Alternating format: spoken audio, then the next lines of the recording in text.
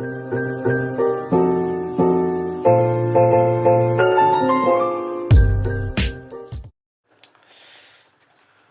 baik. Bismillahirrahmanirrahim. Assalamualaikum warahmatullahi wabarakatuh. Kembali lagi dengan saya, Muhammad Fauzi, mahasiswa Universitas Negeri Makassar, jurusan Psikologi Pendidikan dan Bimbingan, Fakultas Ilmu Pendidikan, Prodi Bimbingan dan Konseling, angkatan 2019, kelas B. Nah, di sini saya akan membahas mengenai perencanaan karir. Layanan perencanaan karir. Nah, apa sih itu perencanaan karir? Ada yang tahu? Ya, untuk lebih jelasnya, simak video informasi tentang perencanaan karir ini dengan baik ya.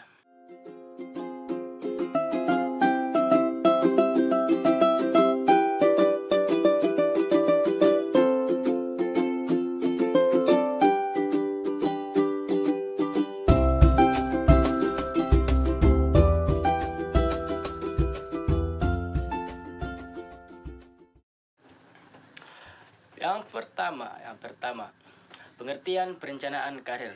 Ya, jadi perencanaan karir adalah suatu proses di mana individu dapat mengidentifikasi dan mengambil langkah-langkah untuk mencapai tujuan-tujuan daripada karir tersebut. Perencanaan karir melibatkan pengidentifikasian tujuan-tujuan yang berkaitan dengan karir dan menyusun rencana-rencana untuk mencapai tujuan tersebut. Dengan demikian, perencanaan karir merupakan suatu proses yang digunakan seseorang untuk memilih karir dan mengambil langkah-langkah untuk mencapai tujuan-tujuan karirnya.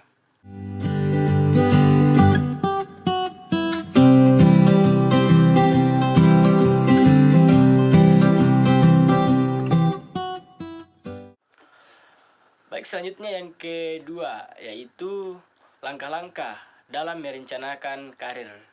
Nah, telah dituliskan dalam slide PPT sebelumnya.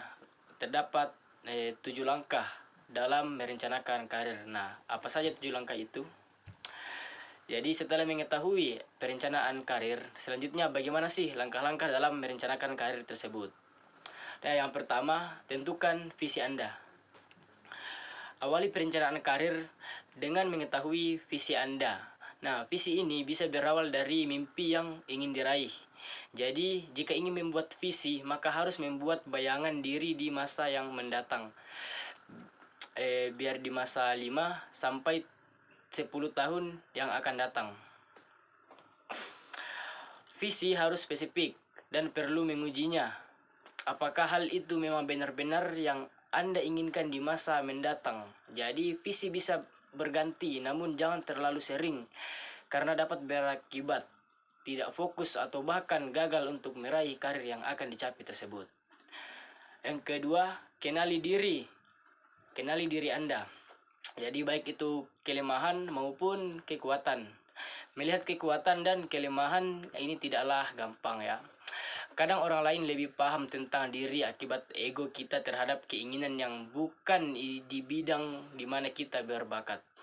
Untuk bisa mengetahui kelebihan dan kekurangan yang dimiliki, namun secara objektif bisa meminta pendapat dari kekuatan dan kelemahan diri Anda.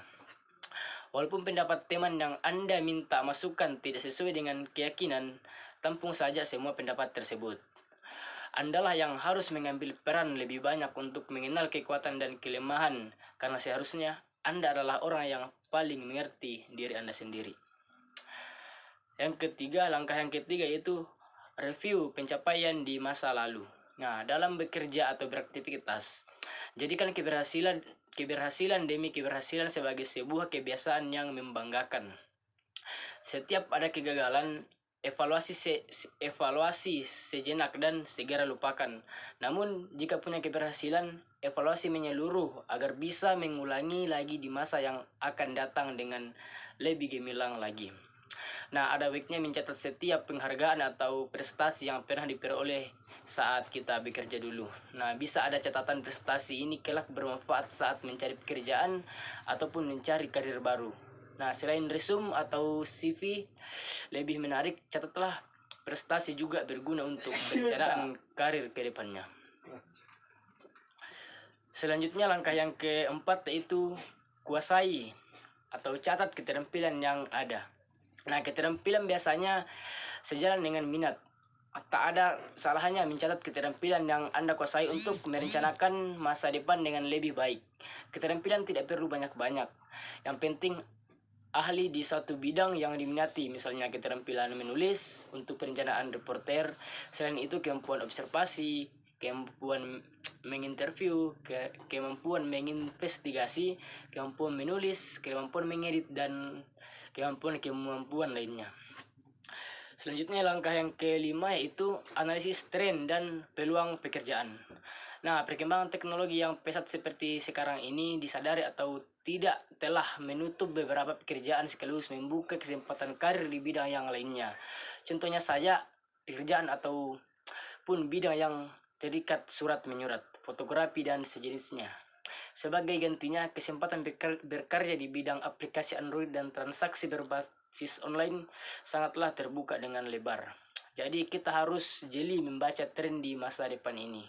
Jangan sampai kita menggeluti bidang yang ternyata ke depan sudah tidak ada lagi akibat tergilas kemajuan teknologi.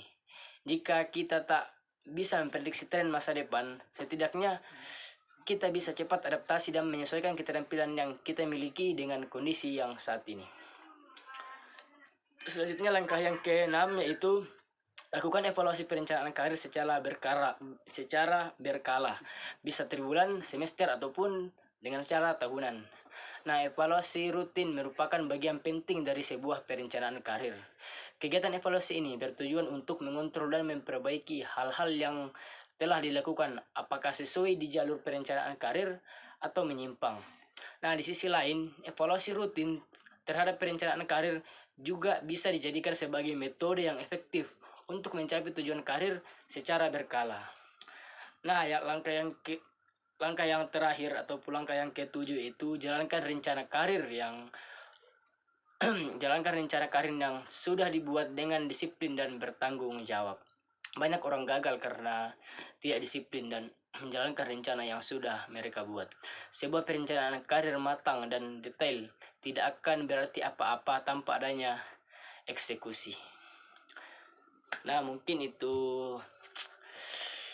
sedikit penjelasan mengenai perencanaan karir dari saya. Semoga kalian dapat mengerti dan dapat menentukan karir mana yang cocok untuk Anda geluti di masa yang untuk Anda geluti sekarang dan di masa yang akan mendatang. Kurang lebihnya mohon dimaafkan. Billahi taufiq wal hidayah. Saya Muhammad Fauzi. Wassalamualaikum warahmatullahi wabarakatuh.